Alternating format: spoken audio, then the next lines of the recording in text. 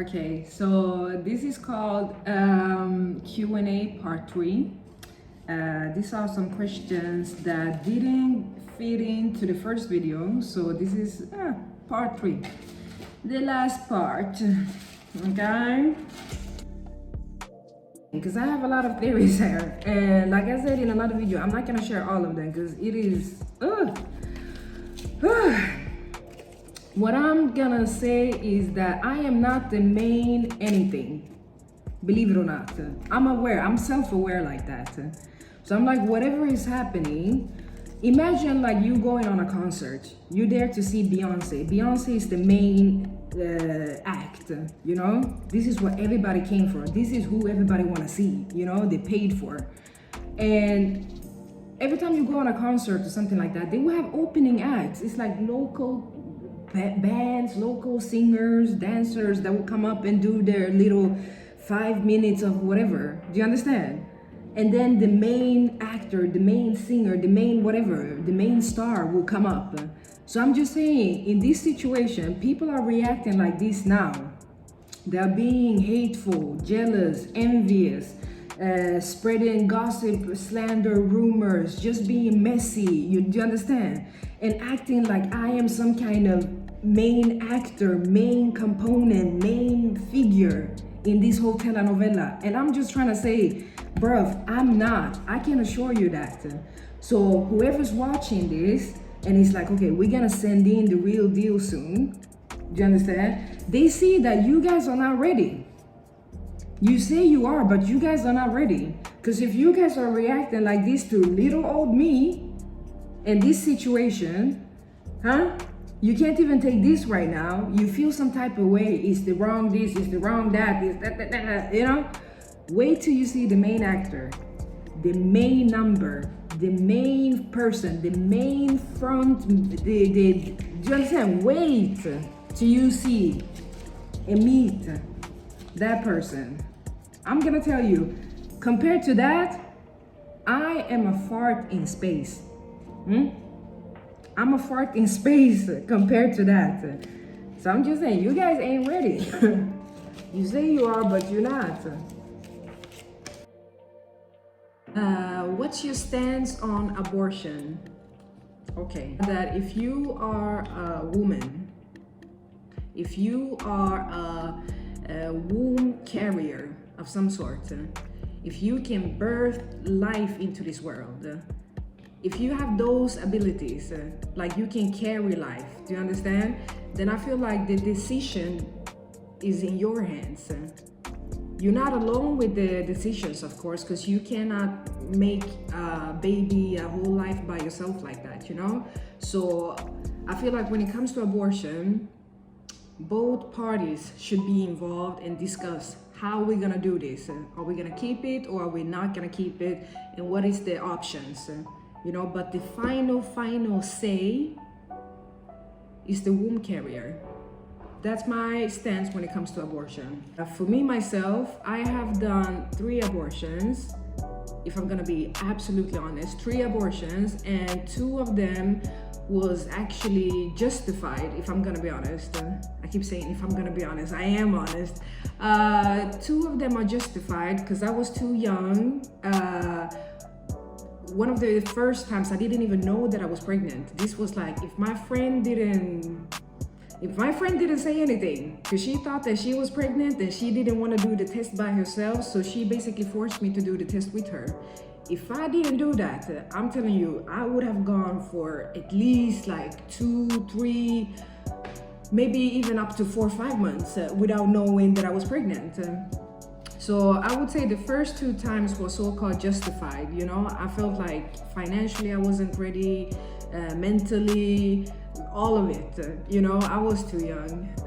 But the 3rd and last time, I'm gonna be honest, that time I was ready, you know, I was like, my financial situation was a little bit better and I had my own place. I was about to study at university, but I was like, you know what, I can take a break, or I can like study the first trimester or whatever and then continue after the child is born, or children, because it was 2. But the thing is, like, it is a long story, and I feel like if I'm gonna share this story, it's not gonna be 100% fair, you know, because I know, I have a gut feeling that this has been talked about, and this is just observations from my part, but I have a feeling that this has been talked about, and I have a feeling that the people that have been talking about this haven't been very honest and shared the absolutely truth of what really happened and who decided on what and whatnot. Do you understand? But let me just say, when it came to the third and last abortion, I was not alone in that decision.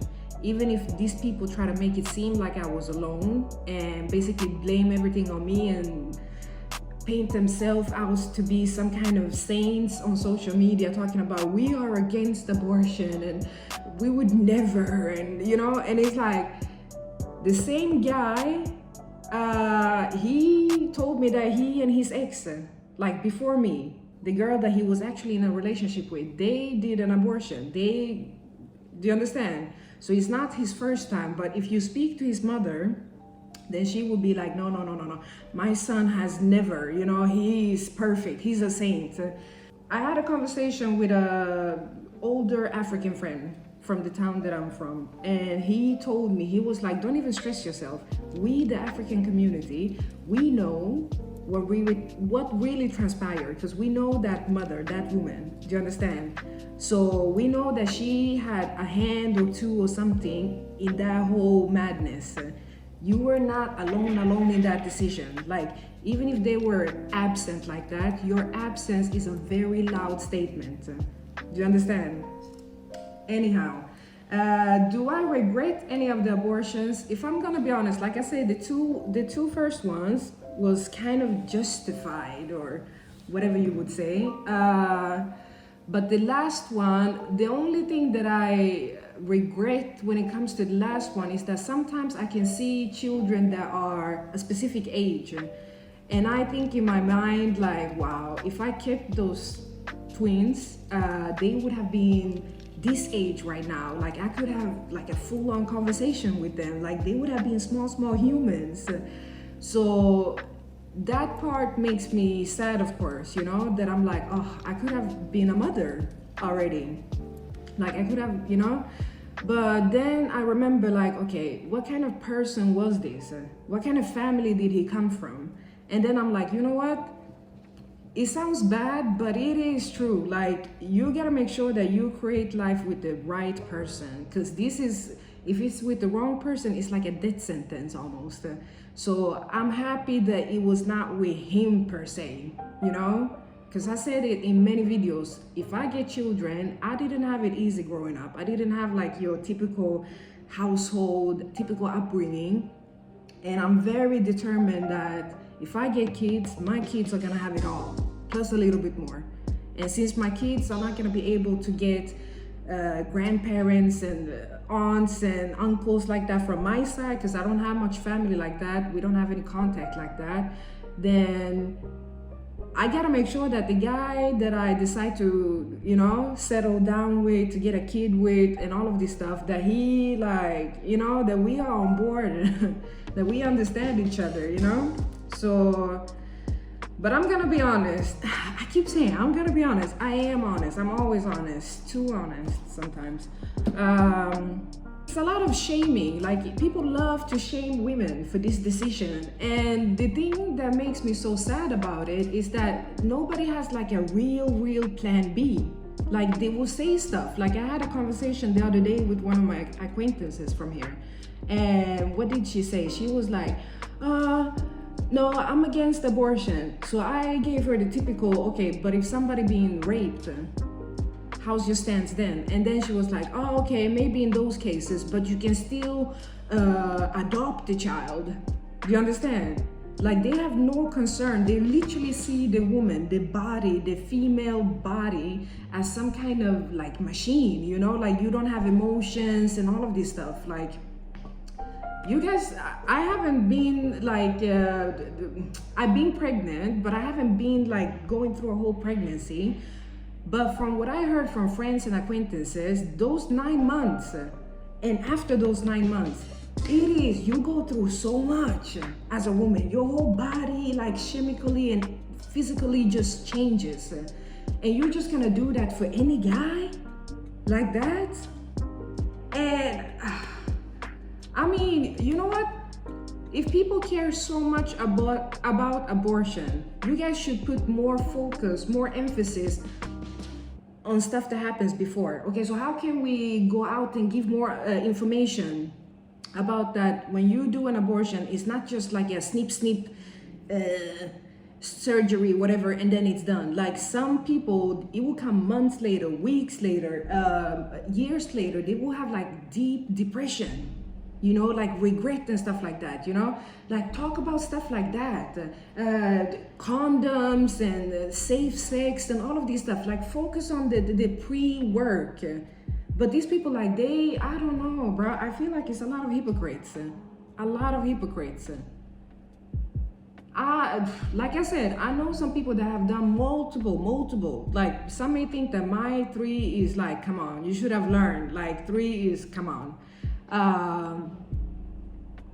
But everything you do or say in this world, remember, there's always somebody worse.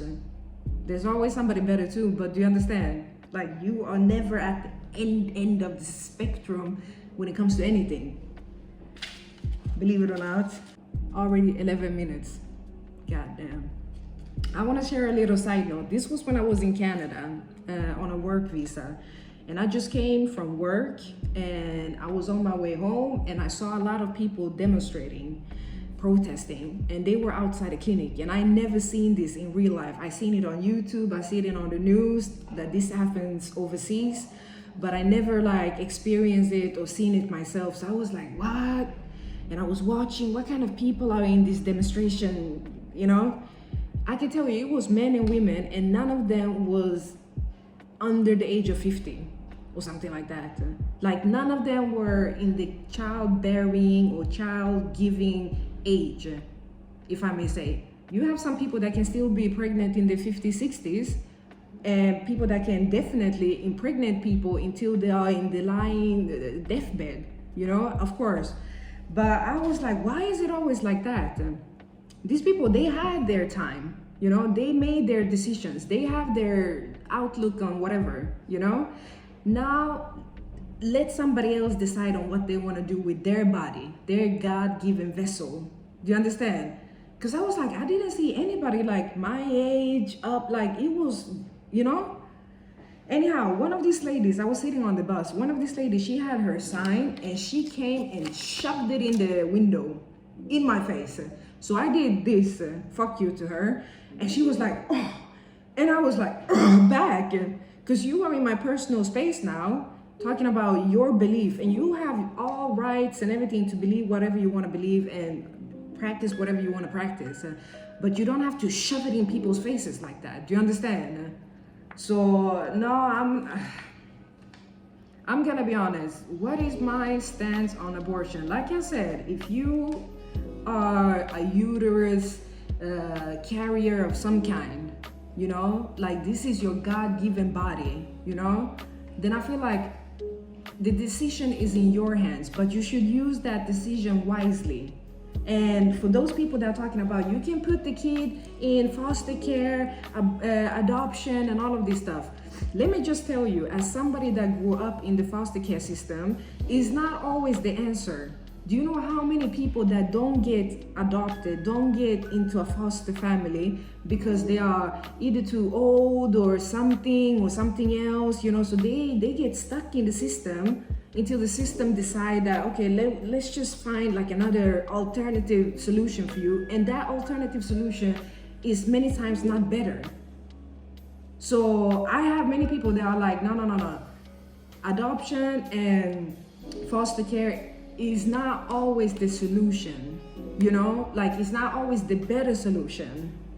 So I have so much more to say when it comes to this. I really have so much more to say when it comes to this, but I really want to keep this video short. I'm already halfway through and I haven't even yeah. So what's your stance on abortion?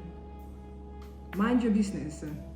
Don't do it too often. Don't be reckless and all of this stuff. Don't use abortion like a last minute pill or whatever you call it, day after pill, you know?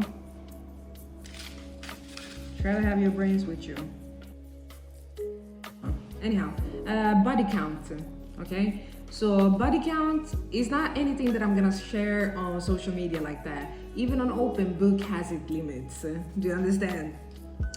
But let me just tell you, it's easy to figure out somebody's body count. Like when you start having those discussions and you say stuff like, I don't want my girlfriend or I don't want my future wife to have been sleeping with a lot of people.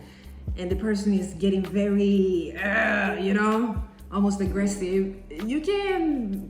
It's not always the case, you know. Sometimes it can just be that they feel like you are being too judgy. But most of the times I feel like it hits a nerve, basically. I had this conversation with one of my coworkers, and he gave some stupid something talking about like a key fitting into a lot of locks or something, and I basically said that I understand what he's saying, you know, because the way that I grew up, like some of the stuff that happened in my family with a lot of sicknesses and people dying and in unnecessary sicknesses, you know, and illnesses, I am very cautious when it comes to that part, you know. So I'm like, for me, it doesn't matter, man, woman.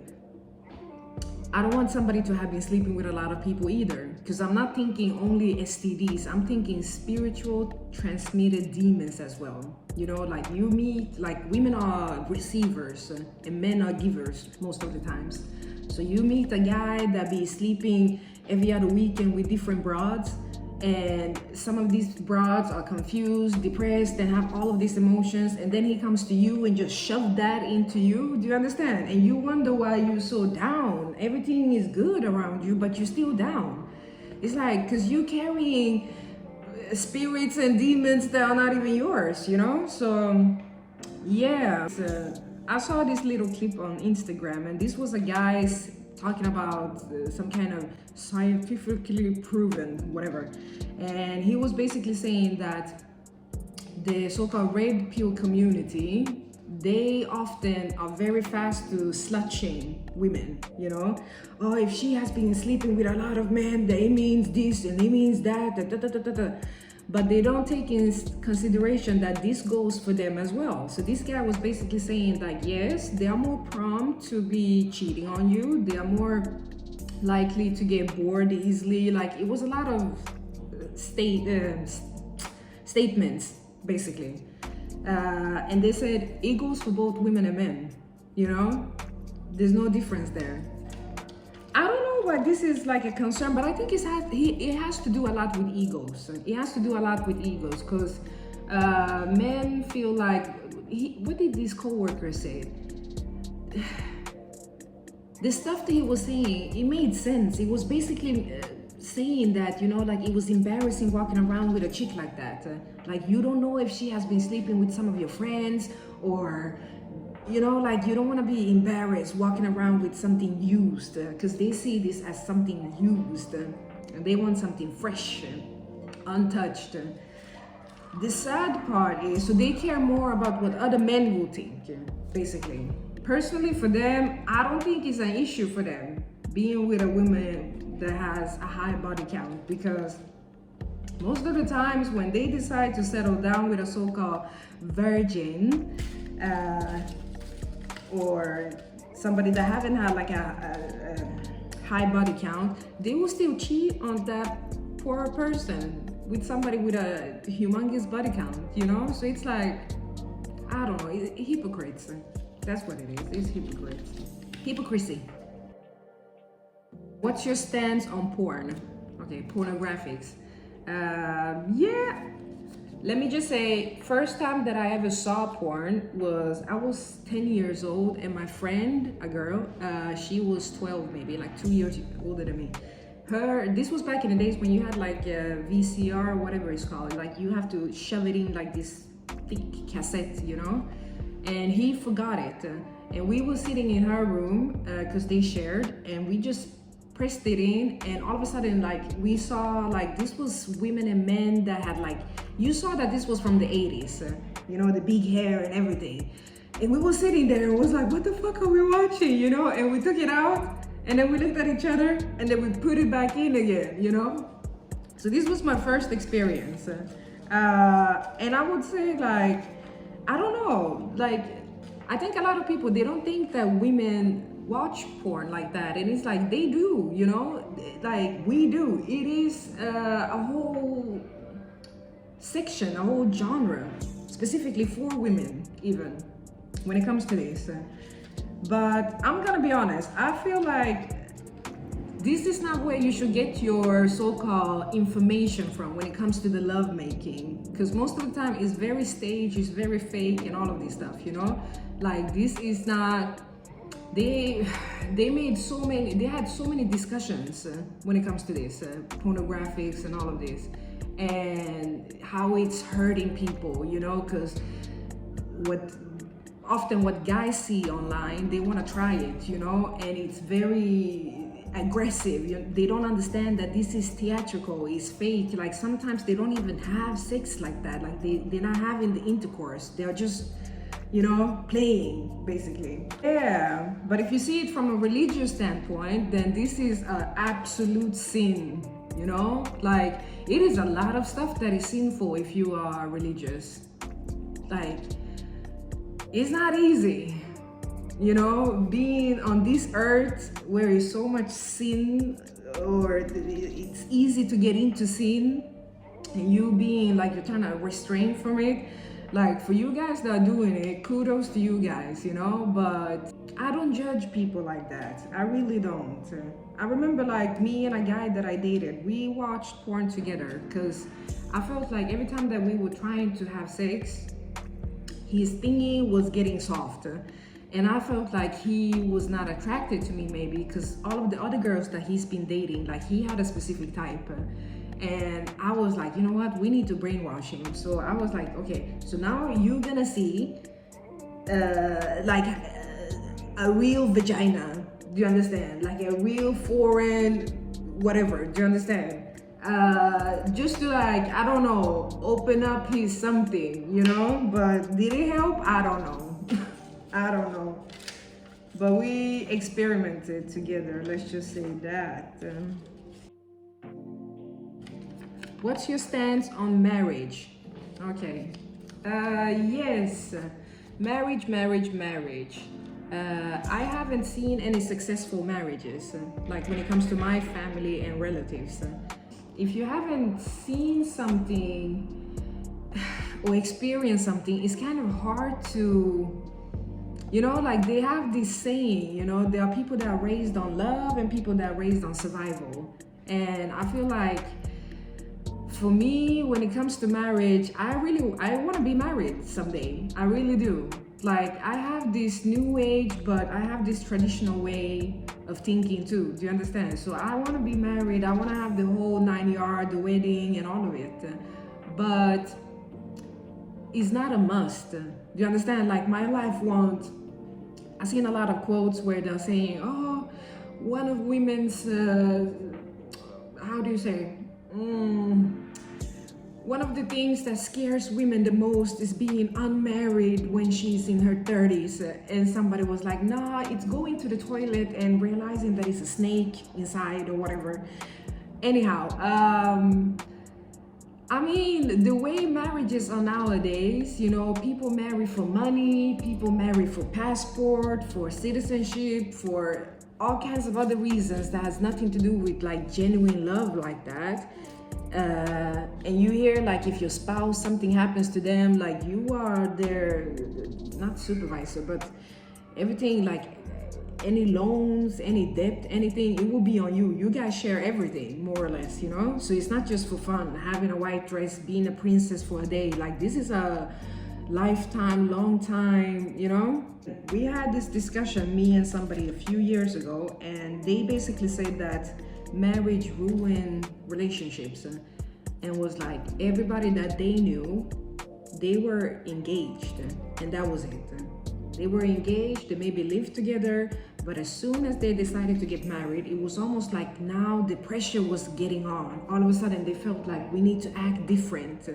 You know, we need to act like married people. And that's when shit started to hit the fan, you know, because the person that you fell in love with, the person that you decided to go down on one knee for, is acting like a total different person right now, you know?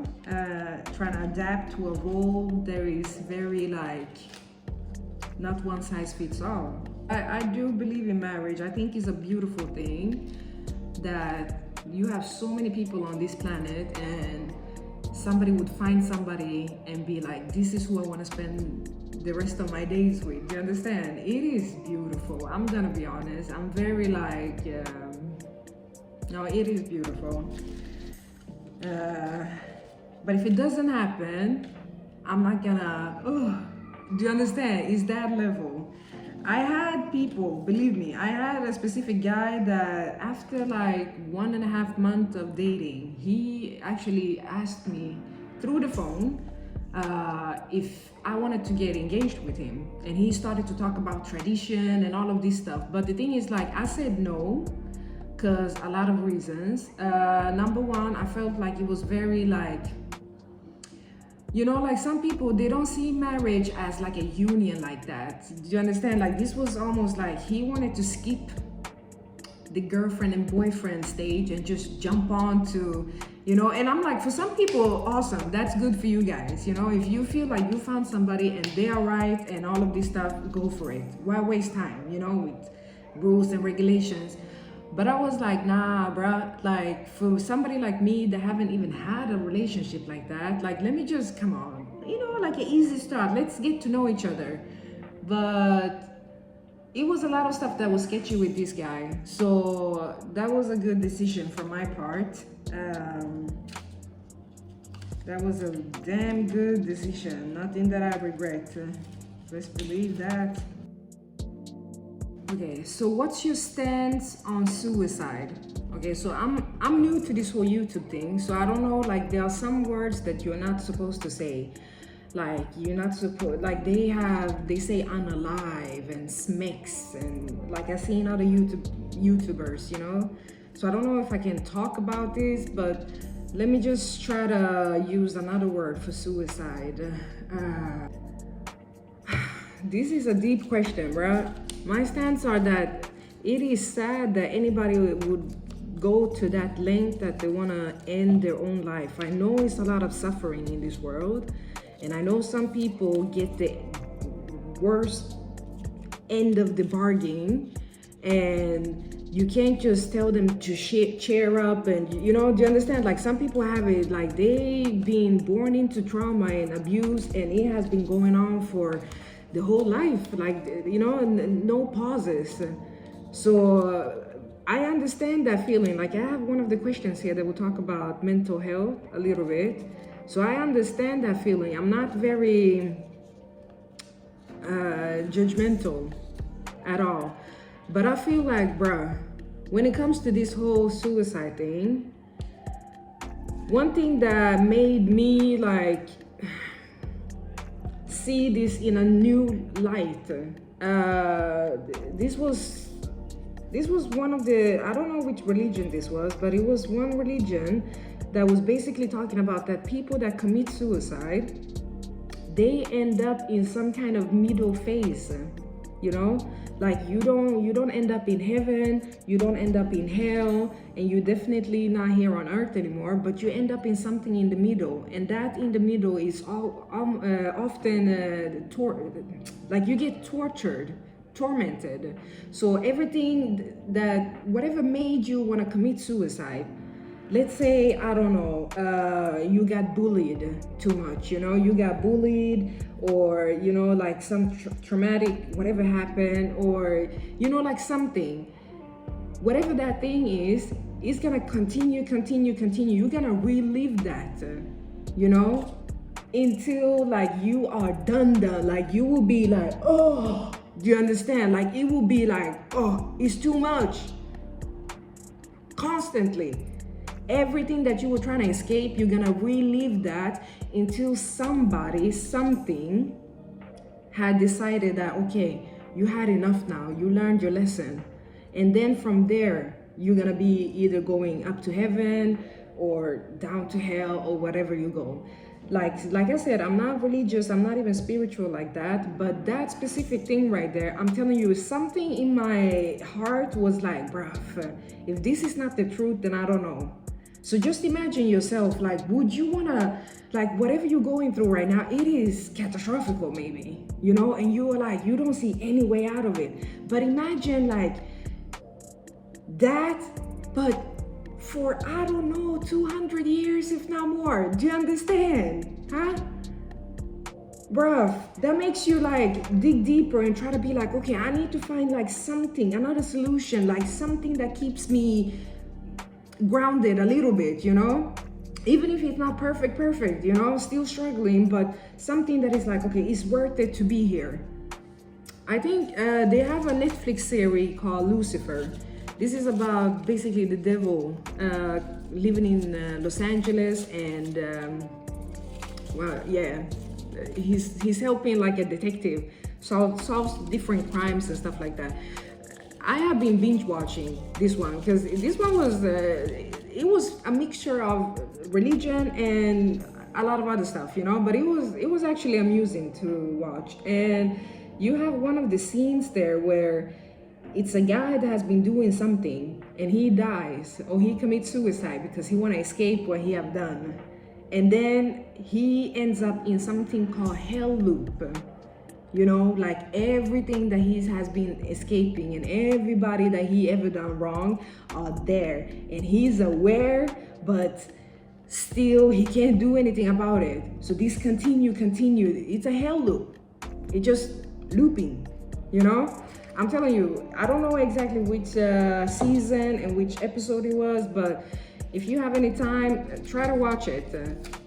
They have like, I think it's like 2 or 3 scenes in this series that I was like, bruh, these ones are, you know, these ones are gonna help somebody understand something, you know, even if it's just like, you know. But my stance on suicide is that, bro, don't do it, bro.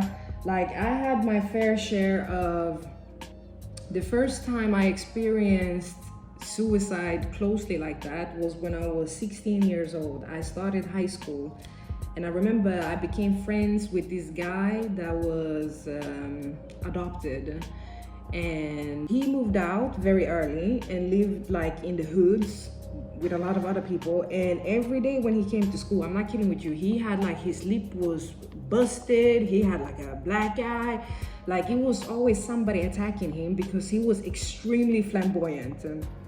And this was like, I only had seen like gay people like on TV before. Like I never had like a gay friend that I knew of, at least. So this was one of my first gay friends, first encounters, you know. So we became friends in high school, but we wasn't like tight like that. We were still classmates. Like we wasn't hanging out like outside school that much. And I remember I changed school after like 6 months or something like that. I changed school, same program but another school, and all of a sudden I get like a message on MSN. This was back in that day, and one of the girls that used to hang with him a little bit, she told me that he committed suicide, he died, you know. And I was like, because he was always happy, like he was like, you know, I don't know how to explain, very energetic. And I was like, nah, this can't be true, you know. And they said, no, he jumped in front of a train, you know. It was, I'm not kidding with you, I was, like, you start to go back in your head. Because I remember, like, he wrote, like, on MSN, like, after I changed school, like, oh, do you want to hang out and go to, like, how do you say, like a coffee shop or something, you know. And I was like busy because the new school was like my childhood friends, all of them was going there, you know. So I was busy there, and I was like, I was so sad. I was like, bruh, I was thinking about this situation a lot. So this is one of my first time encountering suicide like that. And all of what I could think was like, I knew that he was going through hell. You know, he was being attacked every day and his family wasn't really there for him and stuff. But what made him, like, it must be something else. Do you understand?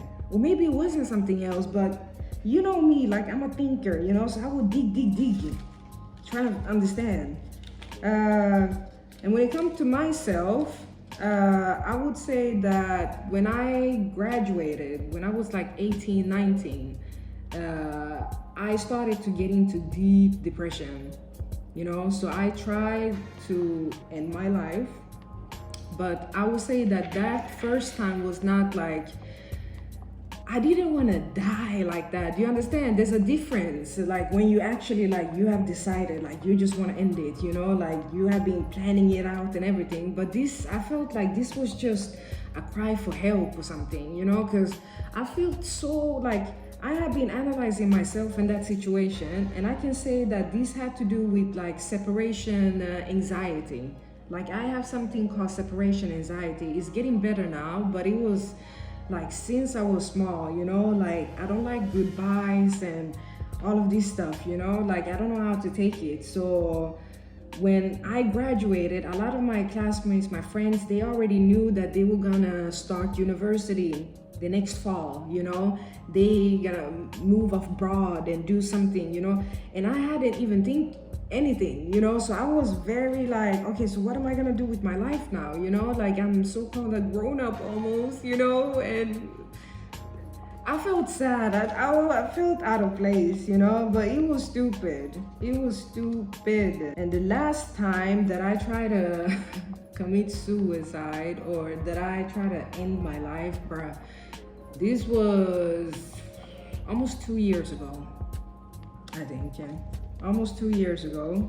And the thing is, like, this is, you guys know what's going on behind the scenes. You know more than me what's going on behind the scenes. And it feels like my spirit kind of know it too. I don't know full on, but my spirit kind of know.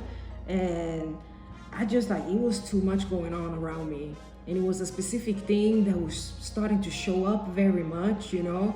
And I just like, nah, people not gonna believe me. Do you understand? Because it looks bad.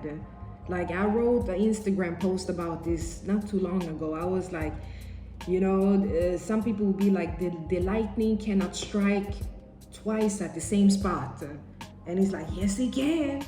Sometimes even 5 times, 10, if not more. But it's like, how are you gonna explain that to people that's already determined to hate you and think that you're weird and all of this stuff? So that was one of the reasons where I was just like, you know what, I don't see any way out of this. Do you understand?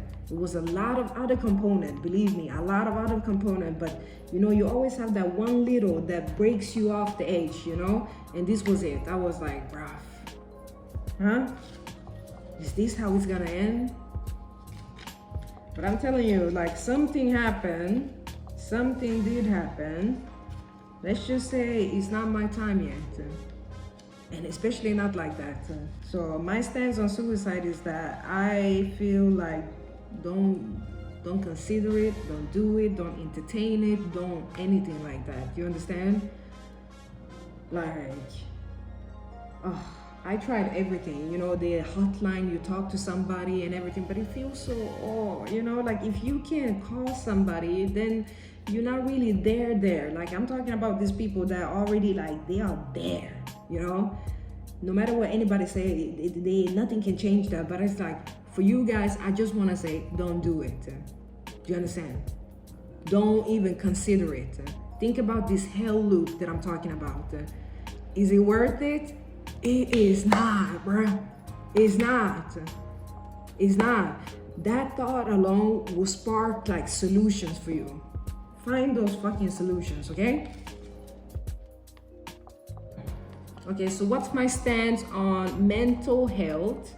And have I ever been in a mental institute or facility? Okay, so like I said in many videos, my stance on mental health is that I think it's good that we're talking about it because it's very taboo still in some cultures, in some groups of people, you know?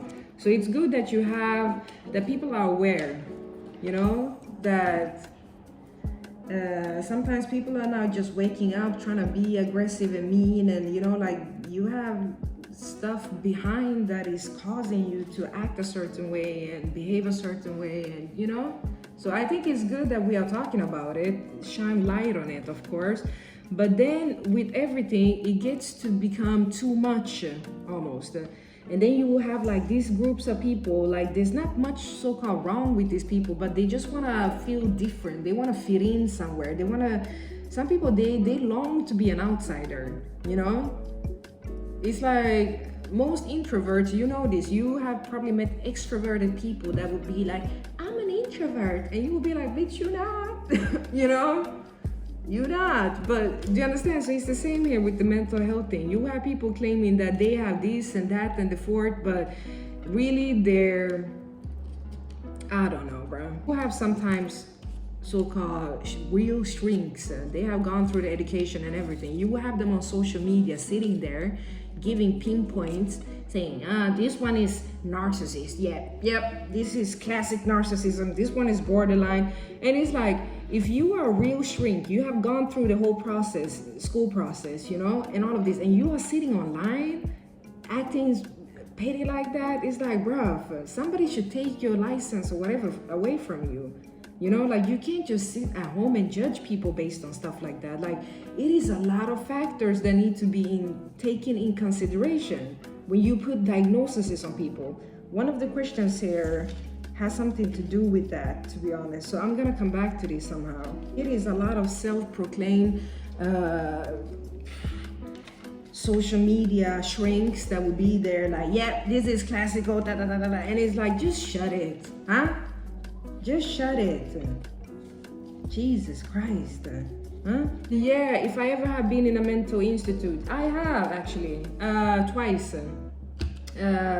One of the first time I put myself in, this was when I hit so-called rock bottom. I went through something called, what do you say, when you, a burnout. I went through a burnout and I started to feel myself sleeping, and I was like, you know what, fuck it.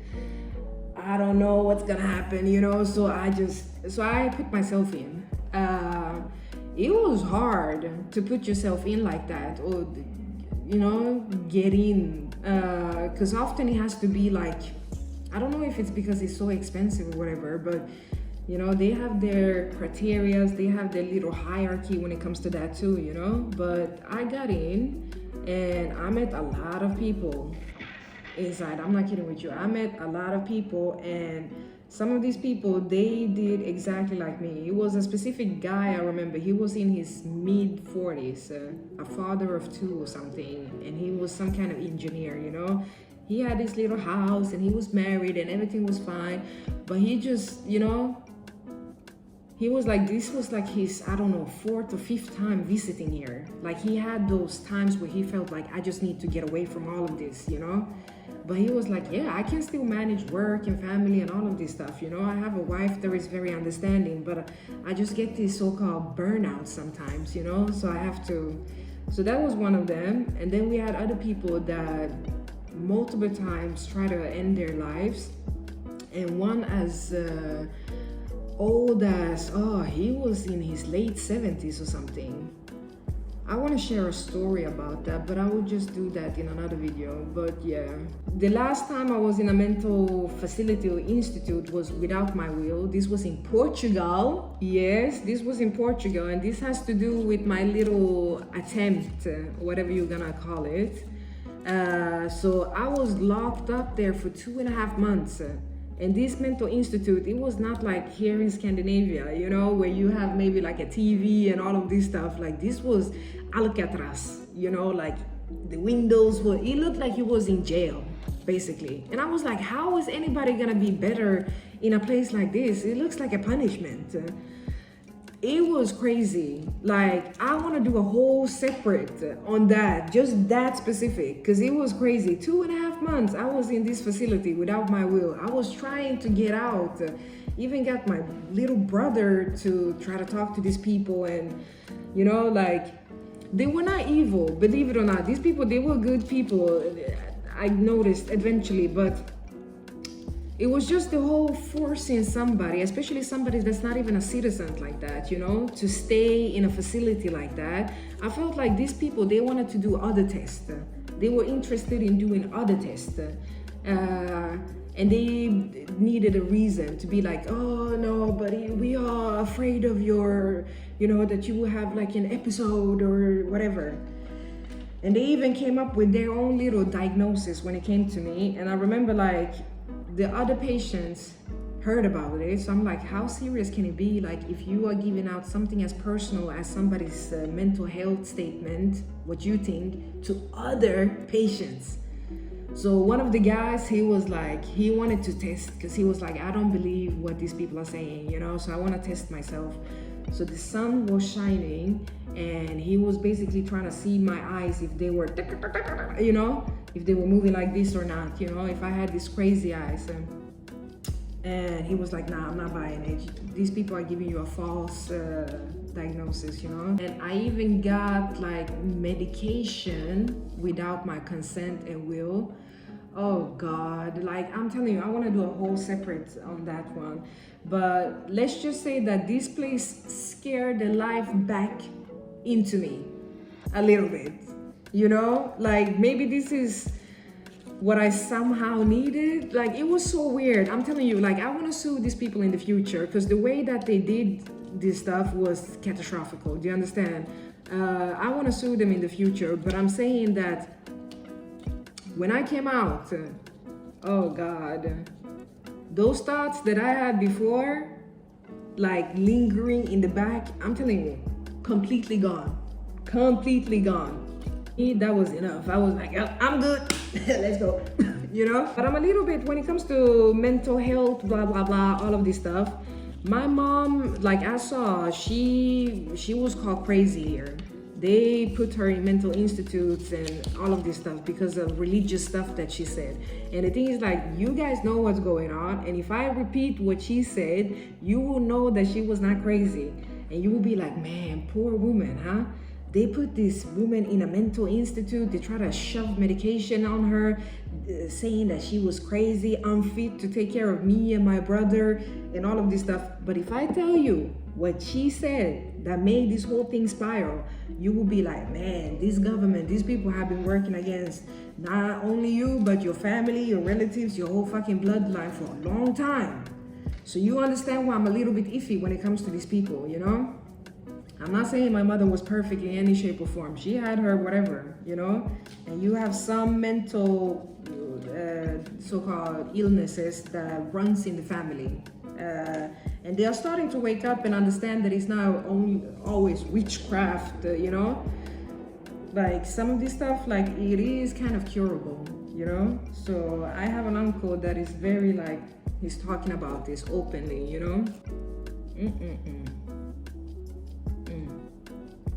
We're gonna do a separate in the future about this because this is interesting. What's your stance on money/wealth?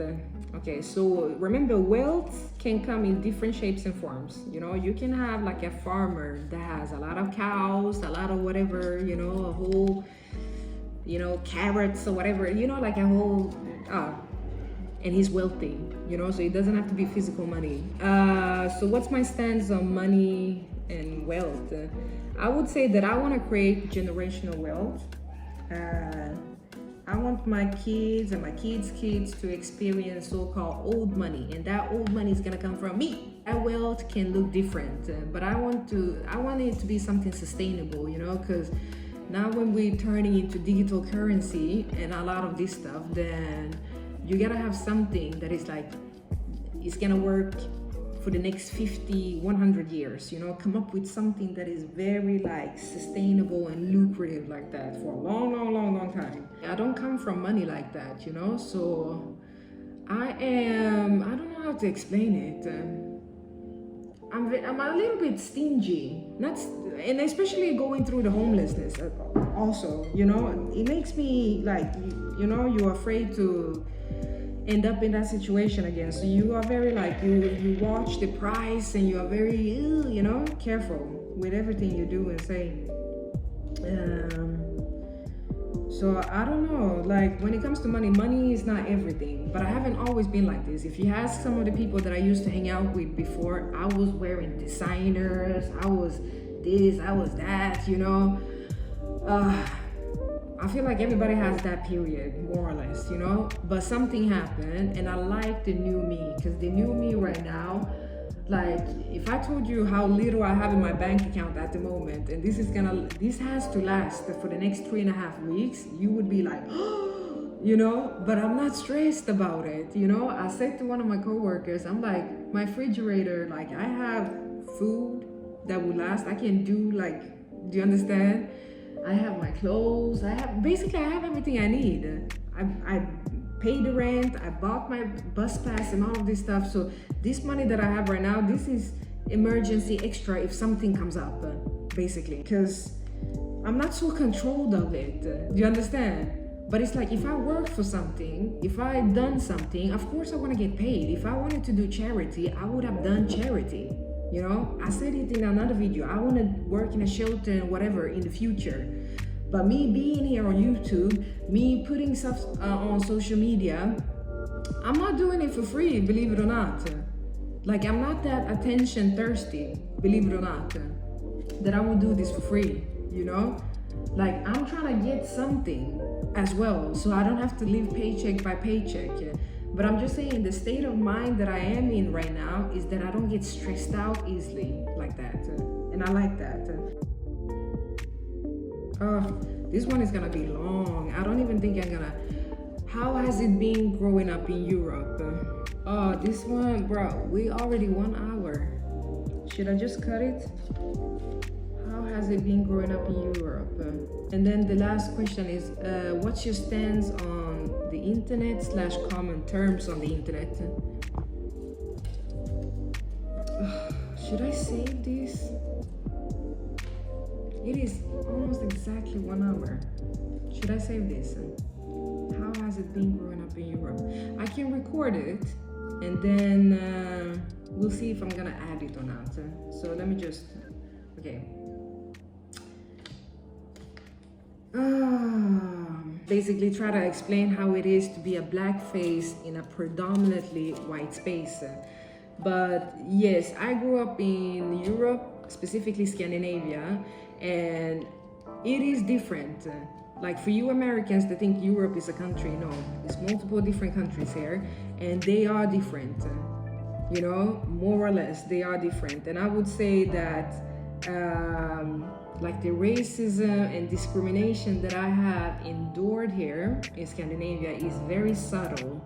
Like, it's been out and about, of course, too, but compared to the racism and discrimination that I have experienced and seen and heard of when it comes to places like Italy or Spain or the eastern part of Europe, you know, then Scandinavia is on the milder side, if I may say. Do you understand? Like, it's very subtle, their so-called racism and discrimination. I haven't had the opportunity to take any pauses from being the odd person out, you know? Like, if I, like, other foreign groups, like, they would maybe go to school and they experience some racism, some discrimination, or their job or whatever. But as soon as they come home, they will come home to familiar faces, you know, so they can relax and they can talk to somebody about it and they can console. Do you understand?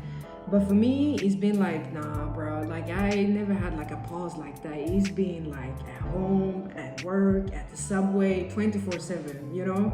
So I'm very, I would say I have my guards out or whatever when it comes to stuff like that, and I notice it very well.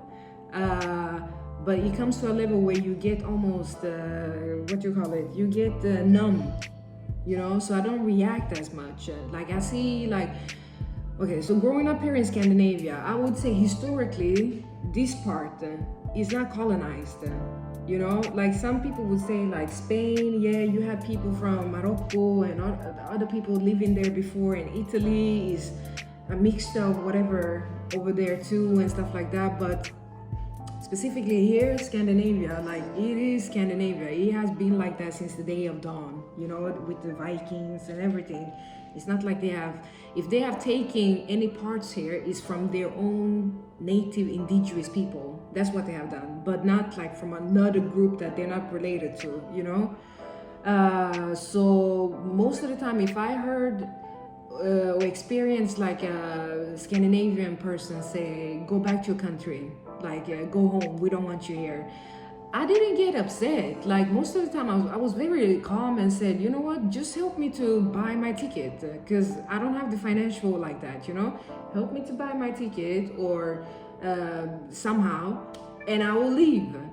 Do you understand? Because I am one of these foreigners that felt like, if I'm not wanted here, then why should I continue fighting to stay here? Do you understand? There are so many other places where people are welcoming you. Like, I will tell you, when I came to Canada, like, these people, you went into the store, they heard that you had some kind of accent, and they're like, "Oh, welcome." Do you know how many times I heard that? Welcome, welcome, welcome. Huh? But then again, it is a salad overseas like that, you know. Everybody's an immigrant more or less, so nobody can say to anybody to go home to anything, you know. But over here, I felt like, nah, these people, they have the rightful to actually say it. Especially here in Scandinavia, because they haven't been so much out and colonizing other countries. Like Italy, Spain, Portugal, all of these places, they have been marathoning and being in England, they have been in India, they have been in Africa, all over, just colonizing and dividing people, starting wars and whatever. And then they get shocked that these people come to their countries to get a better life, you know, because of the turmoil that they started in their country, you know. So for those people, I feel like when they say go back to your country, it's like, no, no, no, no, no, we're not gonna do that. You're not gonna come and shit on my place, my parade. And then when I try to find a solution to survive, then all of a sudden you're gonna close your borders. No, no, no, suit yourself. If you didn't want anything to do with me, then you should have left me and all my belongings and wealth and everything the fuck alone. So now we're here and we gotta coexist, okay? Take it as it is. But when it comes to like Scandinavian countries, they have some parts, like I read history-wise, they had some parts in colonization, but indirect. Do you understand? Somebody else can tell this story much better. When it comes to some wars, they even say that they have been contributing to sell weapons, you know, to two different opponents, you know, like basically having their hands a little bit on the side, but not full on like that. But I felt like overall, they haven't been messy like that. Do you understand? So I don't know. For me personally, I feel like whenever somebody has said go back to your country, I was like, bro, help me to get back there. Do you understand? Like, I'm not kidding with you. It is cold as shit here, the winters. The summers are short as fuck. And I'm like, bro, I don't know if you realize, but yeah.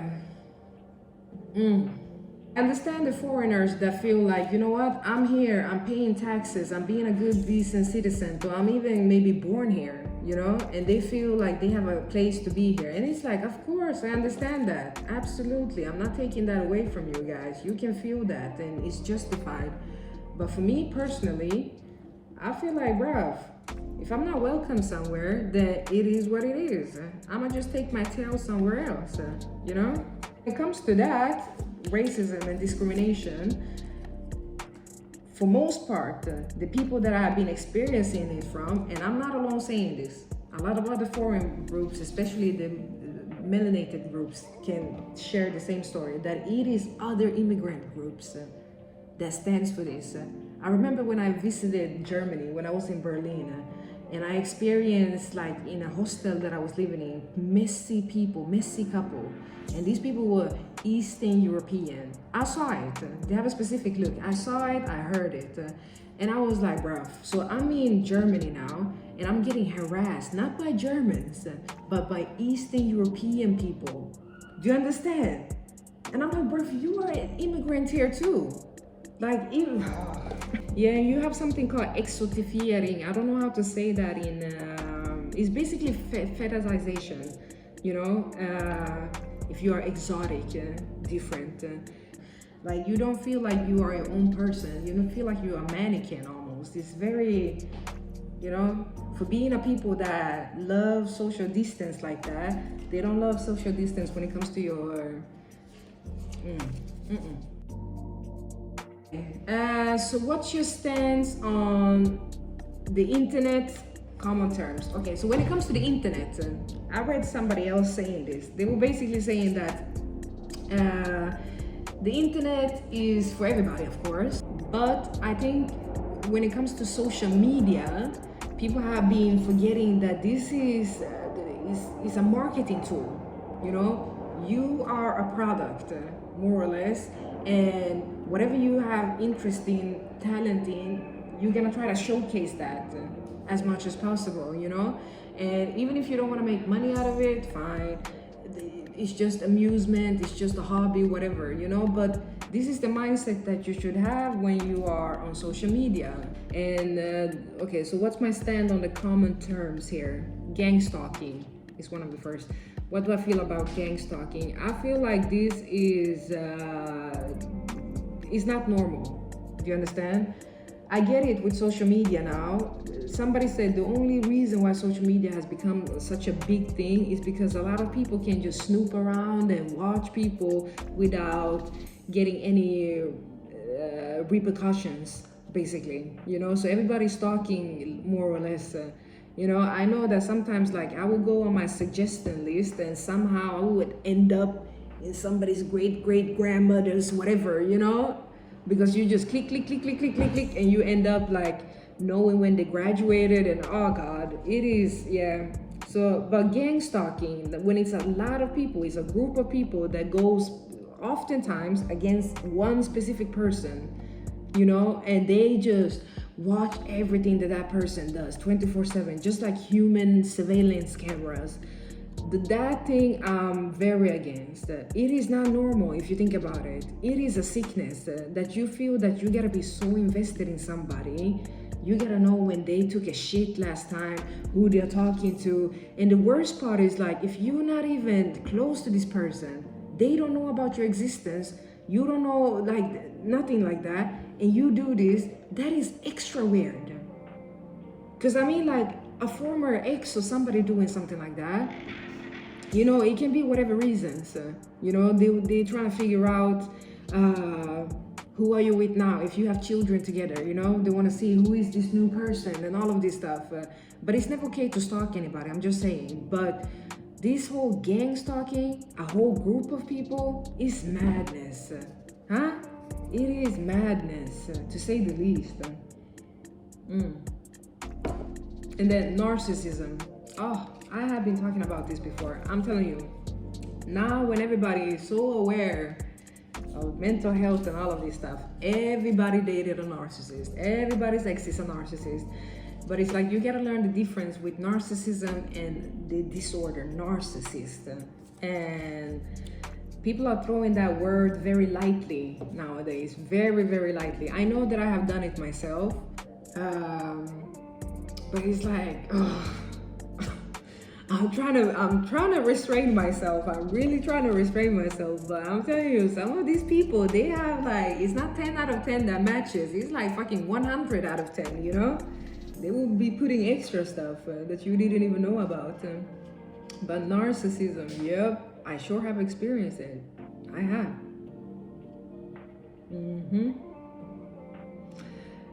Cultural appropriation. Ooh, this is a separate topic that needs to be dismantled. But let me just keep it short. One of my coworkers, like, he asked me, he was like, if I would do braids, he said, you know, if I would do like braids, and he showed me the specific braids he was talking about. It was cornrows. He was like, okay, would that be considered like cultural appropriation? Like, would like black people be upset? Like, and he was Latin. He was Latin, but he's this kind of Latin that, you know, because there are different groups of Latin. Like, you guys don't understand. There are different groups of Latin, but he considered himself as a white person, even though he doesn't look anything like a white person. But he was basically saying, it was another conversation. He was like, yeah, I'm white, this and that. And I was like, bruh, are you for real? Are you? Like, I have some African people that look more, but whatever. Anyhow. And I said to him, I was like, okay, but you are Latin. you are Latin. And I gave him an example. When I was in Ecuador, I did like a tour, you know, and this lady was telling us about that, you know, they had braids, a specific group of women, they had braids, and you could see if they were married or not married, and you could see a lot of stuff and discern a lot of stuff depending on the braids, you know. So I was like, braids is nothing specifically for the black culture like that, you know, like you get inspired maybe, but a lot of people have this naturally, do you understand? So I was like, bruh, when it comes to cultural appropriation, the only time when I feel like it's appropriate is when you don't give credit where credit is due. You know, when you have people like Kim Kardashian having cornrows and they name it, what the fuck, box braid or something like that, and everybody's like, oh, it looks fabulous. But then you have like a lot of other people having this 24/7 and they get called ghetto and it's not professional. Do you understand? This is the hypocrisy that I don't like. Do you understand? But being inspired by somebody else's culture and, you know, wanna dress a certain way, it is like, bruh, cultural appreciation. Do you understand? Absolutely, I'm for that. Okay, so cyberbullying. What did I write here? A smear campaign. Okay, so cyberbullying, I'm very against that. Bruv, when I see anything, I'm very fast to, like, if I don't comment, I would at least like, you know, just to put my, you know, like, let's say somebody is jumping on somebody and somebody else writes a good comment, and I'm like, okay, this person literally, they said everything. I can't even add on to more. Then I would just like that comment to be like, emphasize, you're not alone, I'm backing you up, you know? So I'm very against bullying overall, but I think cyberbullying is very cowardly because you are sitting, most of the time, these people, they have fake accounts, fake profiles, fake everything, you know? They're very seldom they will show themselves and say this stuff, you know? But yeah, when it comes to myself, like, I have been very much on the receiving very much on the receiving part of bullying, all kinds of bullying. And I will tell you, I'm happy that I grew up a little bit foreign because, like, you get bullied at home first, you know? Like, my mom, I have big ears. Like, she used to call these ears dumbu, you know, the elephant, dumbu. So it's like, whatever you heard from home, like, and then you go out and you hear, it's like, you guys, nah, bro. You can't say nothing to me. Whatever. But so I have been on the receiving end of bullying, both online and offline. Like I said, the guy that I went out with, his whole family, friends, exes, like, it was a lot of these people. You know, most of these people now, if you visit their sites, their pages, they are private. They are, they deleted their pages. They deleted the photos. Do you understand? Because they probably understand, if I have a lot of eyes on me, it's gonna eventually be some eyes on them. So they wanna clean it out quick. I'm telling you, like I said, with the ears, I remember when I went back to West Africa and I met my relatives, and they had, I noticed that from my dad's side had pointy elf ears. And I wrote something like, oh, when I saw the elf ears, I was like, yep, this is for certain my family. Like, do you understand? Because it's very, you know, distinct like that. And then you have one of these guy, like this guy that I went out with, we didn't talk anymore. He had gone years now. He had his friends putting up pictures, making mockery, talking about witch ears. You know, that somebody had ears that looked like a witch. He put up a photo on that, you know? And I was like, bro, this was directed to me. 100%, this was directed to me. It was like small, subtle stuff like this this group did on social media. You had another guy, his girlfriend was talking about somebody being borderline, bipolar, and all of this stuff. Do you understand? This is the same people now. You see them, they are so-called Zen, and they do their meditation, and they are with Mother Earth, you know, bullying people. Do you understand? And when I reacted eventually, because I said, this is not like 5 people, this was multiple. It was his family, his relatives, and his friends, girlfriends even, that jumped on board, you know? And I just got sick and tired of it, you know? And when I reacted, then all of a sudden I was the bad person. You know, I'm the psychotic one, I'm the stalker, I'm the mentally disturbed person. And I'm like, okay, these people, they're not telling you half of the truth. Like, one of the reasons they said that I was a stalker was because I went to these people's place, like their home, because I had heard that somebody had been spreading nude pictures of me.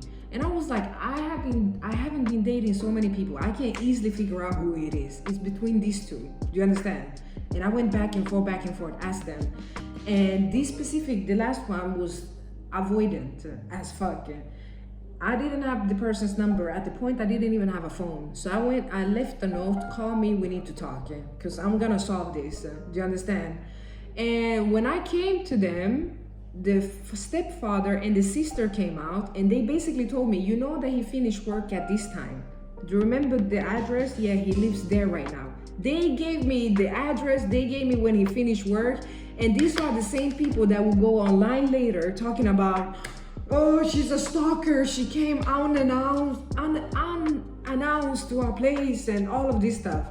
And it's like, bruh, you guys are clout-thirsty, fame-thirsty, lying, narcissistic, flying monkeys. That's what you are, you and your whole goddamn family. Tell people the truth, huh? Tell people the truth.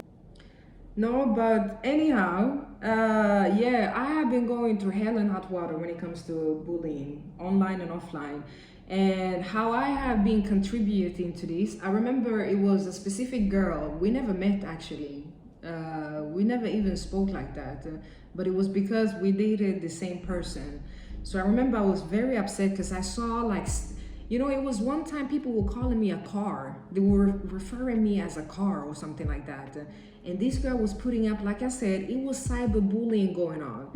And it's like, anybody that has experienced narcissism, like being attacked by flying monkeys and everything, you guys know exactly what I'm talking about. They will do all of this stuff, this subtle bullshit online, but as soon as the spotlight is starting to come on them, all of a sudden the pictures are gone, the comments are gone, and now they will put up their best everything. Do you understand? And for other people, it's hard to explain, but these people, they were on my case.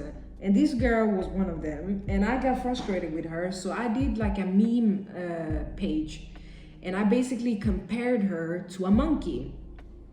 It's not nice of me, especially being a black woman myself, calling somebody else something as degrading as that, even though monkeys are very cute.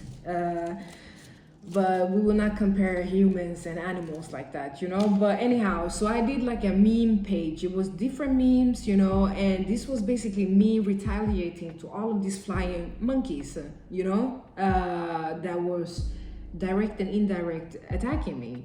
And I tagged her because I wanted her to see it. And I remember that this was like 1.5, 2 years had gone, you know, and I was just like, nah, that was not cool, you know, because this is one thing with me. I can be mean, I can be straightforward, I can be a lot of this stuff, but when I do something wrong, best believe that I will correct it. Do you understand? By any means necessary. So I decided to write to this girl and apologize to her. You know, I was like, I don't know if you know me like that or whatever, but I just wanted to apologize to you. And I said to her, the reason why I wanted to apologize is not because it didn't come from the heart directly, if I'm gonna be honest, you know, because the reason is because I was like, bro, I know that God, the Most High, the Creator, is watching me a little bit extra than some other people, you know, like as soon as I do even think something bad, karma comes like a boomerang, fast as a motherfucker, you know? And I was like, I'm trying to be right with the Most High. Do you understand? And I was going through everything that I have ever said or done. And I'm like, okay, this I corrected, this I done something, this I apologized. But then I came to her and I was like, okay, I need to apologize. It was not nice. I'm gonna be honest, it was not nice. But at the same time, this was me reacting. Because she was basically calling me a car, saying stuff like, don't be mad at me because your man wants me. And it's like, bro, he's not my man, okay? And if that jigaboo want to be with you, then, you know, they are not even together now, you know? So I'm like, on you, do you understand? Don't embarrass yourself like that on social media. Stop fighting with another fellow sister, you know, over a fucking, degrading. Anyhow, but when we spoke, she pretended that she didn't know who I was first, you know? And this is how for a fact, I was like, okay, this is not me walking around being paranoid, thinking people are attacking me and being mean, and it's not true. She pretended that she didn't know me. And I said, okay. So even if you don't know me, I just want to apologize, you know? Even if you don't know about the incident, I just want to let you know about the incident and I want to apologize for it. And then all of a sudden, she said something. I have the conversation, but I need to access my old Instagram. Do you understand? But facial recognition stuff is not letting me. I have the conversation, but basically she was saying that the guy that I went out with, that his mother was upset with me. And I was like, but I never met his mother at that point. Like, we never spoke on the phone even or met face to face. So I'm like, why would she be upset with me? And then I was like, but how do you know that? You don't know me. Like, you have been pretending here for the next 35, 40 minutes, pretending that I don't know you. Who are you? Why are you writing to me? And all of a sudden now you're like, okay, but the guy that we shared or share or whatever, you know, the guy that you went out with, his mother is upset with you. And I'm like, but you don't know who I am. So how can you know that she's upset with me? Long story short, I apologized. This is me.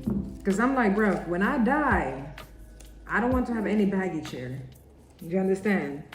Like, you guys, when you guys talking about that you guys are God-fearing, I don't think some of you guys are really, really God-fearing like that, you know? Because I will put my ass on blast. Do you understand?